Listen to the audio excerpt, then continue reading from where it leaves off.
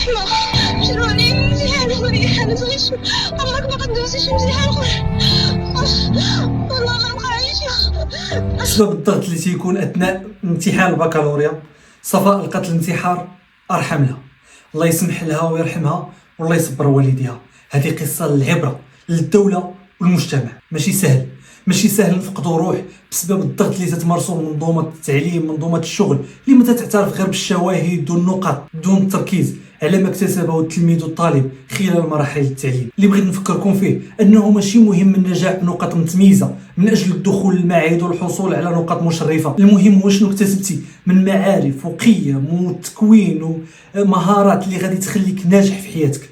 هذا الاستاذ ولا الاستاذه اللي قيل انه قال للتلميذه اللي انتحرات ما من حقكش باقي دوزي امتحان البكالوريا، علما انه البنت اول عام عندها في الباك جابت الجهوي ب 15. التلميذه صفاء اللي ناضت الصباح وصلت الفجر ما انتحراتش لانها خايفه من باها اللي وصلها في الصباح في اول ساعات ليها في امتحان البكالوريا وبشي يجيب لها الغدا. ما انتحراتش من الضغط النفسي اللي تيخلقوا هذا الامتحان ولا لانها خايفه من الاسره ديالها، بل ممكن تكون انتحرات لان نظره المجتمع للباك هو المفتاح الوحيد اللي ممكن يخرجك ويعتقك من المصير المشؤوم اللي ممكن يتسناك في هذه البلاد. الحصول حاولوا على وليداتكم وحبابكم. عدم الحصول على البكالوريا ماشي هو النهايه ديال الحياه. الا سقط ولدك في الباك راه ماشي سهله الحياه، بالعكس.